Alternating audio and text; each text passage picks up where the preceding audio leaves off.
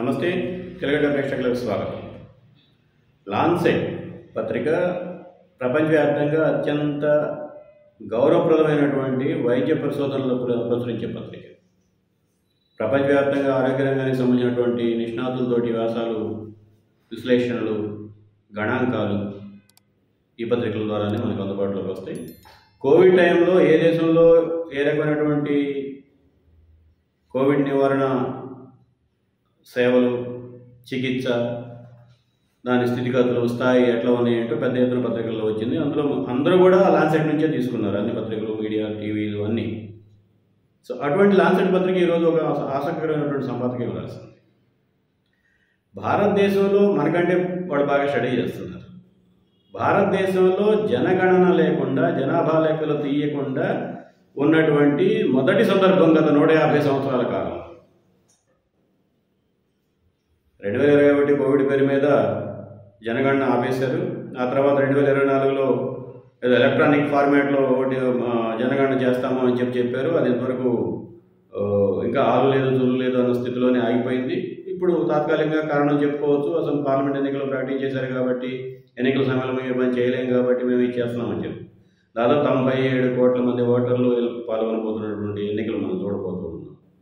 ఈ 97 కోట్ల మంది సంబంధించినటువంటి లాన్సెట్ పత్రిక అంచనా ఏమిటి?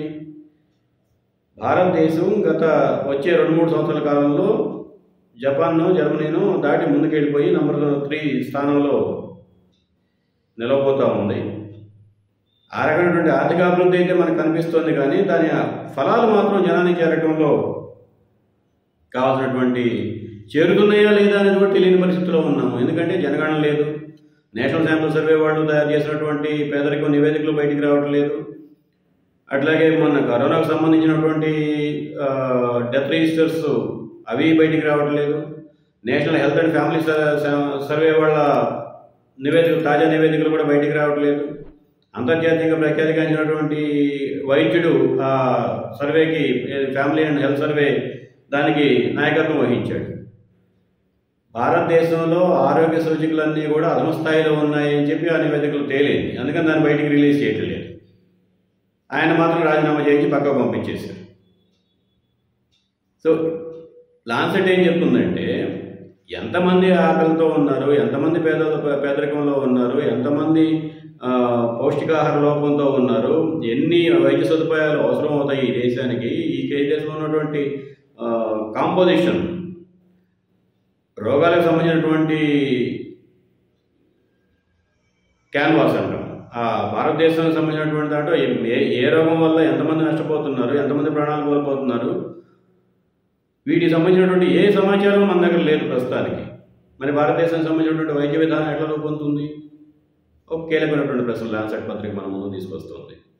2014 పార్లమెంట్ ఎన్నికల్లో 6%, 7% వైద్య ఆరోగ్య రంగాన్ని ఖర్చు పెడతామని చెప్పి మేనిఫెస్టోలో చెప్పారు బీజేపీ. కానీ గత 10 సంవత్సరాల కాలంలో బీజేపీ పెట్టినటువంటి వైద్య రంగానికి పెట్టినటువంటి ఖర్చు అంతా లెక్కేసుకుంటే సగటున బడ్జెట్లు స్థూల జాతీయ ఉత్పత్తిలో 1.7% మాత్రమే. 140 కోట్ల మంది జనాభా ఉన్నటువంటి దేశంలో ఇందాక మనం అనుకున్నట్టుగా ఒక 3 లక్షల కోట్ల డాలర్ల విలువైనటువంటి విస్తృతి ఉన్నటువంటి ఆర్థిక వ్యవస్థలో 1.3% వైద్య ఆరోగ్య రంగానికి కేటాయించడం అంటే ఎంతమందికి, ఎన్ని సేవలు, ఎన్ని అవసరాలకి, ఎన్ని రోగాలకు సంబంధించినటువంటి నివారణ ఏర్పాట్లు మనం చేసుకోగలుగుతాం?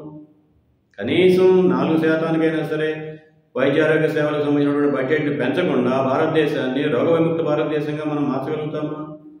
రోగ విముక్త భారతదేశంగా మార్చకుండా, భారతీయులందరూ ఆరోగ్యవంతులు కాకుండా భారతదేశం అగ్రరాజ్యంగా ఎలా అవుతుంది, సంపన్న రాజ్యంగా ఎలా ఉండగలుగుతుంది, విశ్వగురువుగా ఎలా ఉండగలుగుతుంది, అవసరమైతే ప్రపంచ దేశాలతో ఢీకొట్టేటట్టు ఎట్లా తయారు కాగలుగుతుంది? ఇటువంటి ప్రశ్నలన్నీ కూడా లాన్సెట్ లేవనెత్తినటువంటి విశ్లేషణలో మనకి కనిపిస్తూ ఉన్నాయి. ఈ రోజుకి ఎన్నికల గురించి, ఎన్నికల సందర్భంలో మనం దీని విలువ మనకు అర్థం కాకపోయినా, ఏ చిన్న విధానం రూపొందించాలన్నా కనీసం కొన్ని 20-30 లక్షల కోట్ల రూపాయల బకాయిలు ఎత్తేసారు. దానికైనా లెక్క కావాలి ప్రభుత్వానికి. ఏ కంపెనీకి ఎంత అప్పు ఉంది, ఎంతకాలం నుంచి ఎగ్గొడుతూ వచ్చారు, ఎంత పారు బకాయిల లిస్టులో అది ఎంతకాలం నుంచి ఉంది, దీన్ని తీసేయాలి వద్దా అనే లెక్కన కావాలి కదా. అది కూడా లేకుండా పారు బకాయిలు రద్దు చేసుకుంటూ పోతున్నారు అంటే ఇష్టం వచ్చినటువంటి కంపెనీకి, ఇష్టం వచ్చినటువంటి ప్రతినిధికి ఉదాహరణ రాజీవ్ చంద్రశేఖర్ కర్ణాటక నుంచి బీజేపీ తరఫున పోటీ చేస్తున్నారు. ఆయన వీడియోకాన్ కంపెనీ అధినేత సంబంధించినటువంటి ఫ్యామిలీ మనిషి. ఆయన ఎన్ని వందల కోట్లు ఎన్ని వేల కోట్లు పనులు ఎగ్గొట్టాడో ఇప్పుడు కర్ణాటకలో పెద్ద సంచలనాత్మకమైనటువంటి వార్తల కింద వస్తూ ఉన్నాయి. సో ఇటువంటివన్నీ కూడా మనం పరిశీలించినప్పుడు ఏ ప్రభుత్వ విధానమైనా సరే సమగ్రంగా సమర్థవంతంగా అర్థవంతంగా రూపొందాలి అంటే దానికి సంబంధించినటువంటి పూర్తి గణాంక సమాచారాలు విధానకర్తల దగ్గర, విధానాన్ని రూపొందించే వాళ్ళ దగ్గర, ప్రతిపాదించే వాళ్ళ దగ్గర ఉంటేనే ఒక ఆలోచన అవగాహన అర్థవంతంగా ఉండడానికి అవకాశం ఉంటుంది అనేది లాన్సెట్ లేవనెత్తినటువంటి ప్రశ్నల యొక్క సారాంశం.